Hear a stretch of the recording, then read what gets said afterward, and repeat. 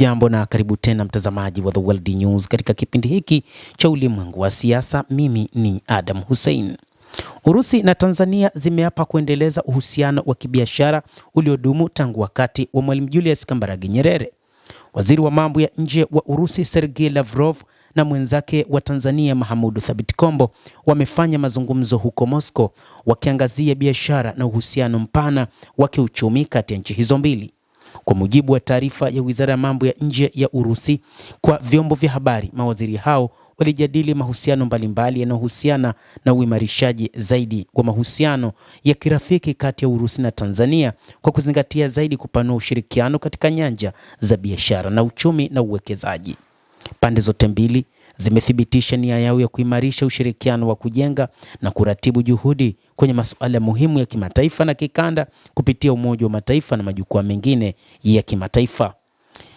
Waziri wa mambo ya kigeni Sergei Lavrov na mwenzake kutoka nchini Tanzania Mahmoud Thabit Kombo wamesisitiza umuhimu wa kuendeleza makubaliano yaliyofikiwa hapo awali kwa ajili ya maandalizi ya kikao kijacho cha tume ya pamoja ya ushirikiano ya kibiashara na kiuchumi kati ya serikali ya Urusi na Tanzania inayotarajiwa kufanyika mwezi Mei mwaka huu wa 2026.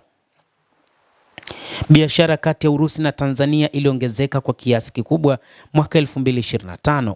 Waziri wa maendeleo ya uchumi wa Urusi Maxim Reshetnikov alisema katika mkutano na waziri wa mambo ya nje wa Tanzania Mahmoud Thabit Kombo siku ya jana ya Jumanne kwamba katika kipindi cha miezi 11 ya kwanza ya mwaka 2025 biashara kati ya nchi hizo mbili iliongezeka kwa karibu 20%, hasa kutokana na usafirishaji mkubwa wa mbolea kwenda nchini Tanzania na ununuzi wa kahawa. Reshetnikov aliangazia juhudi zinazoendelea za kubadilisha mahusiano ya kibiashara na kubainisha kuwa zaidi ya makampuni 40 ya Urusi yameonyesha nia ya kusafirisha bidhaa nchini Tanzania katika sekta mbalimbali zikiwemo nishati na kilimo. Mwezi Disemba, balozi wa Urusi nchini Andrei Avetsian alisema Tanzania inaagiza bidhaa kutoka Urusi zenye thamani ya takribani dola bilioni 2.26 kila mwaka, hasa ngano, kemikali na mashine, wakati mauzo yake ya kwenda Urusi ni karibu dola milioni 5.8. Aidha, alibainisha kuwa juhudi zinaendelea za kurejesha safari za ndege za moja kwa moja kutoka Tanzania hadi Urusi na kutoka Urusi hadi Tanzania ili kuongeza idadi ya wageni, ambapo kampuni za utalii za Urusi tayari zinashirikiana na bodi ya utalii Tanzania kutengeneza vifurushi vya usafiri vinavyolenga hifadhi za taifa na visiwani Zanzibar. Moscow imedumisha uhusiano wa kidiplomasia na Tanzania tangu mwaka 1961 na mifumo rasmi kama tume ya pamoja iliundwa mwaka 2022 na kusaidia uratibu na upanuzi wa biashara baina ya nchi hizo mbili.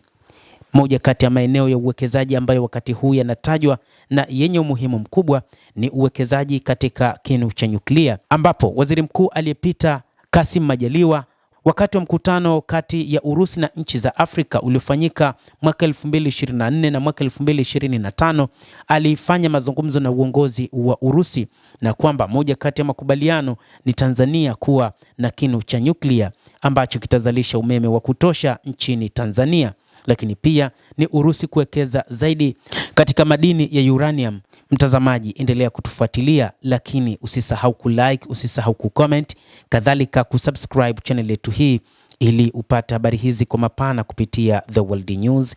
Jina langu ni Adam Hussein. Endelea kuwa nasi wakati wote, endelea kutufuatilia uyajue mengi yanayojiri katika ulimwengu.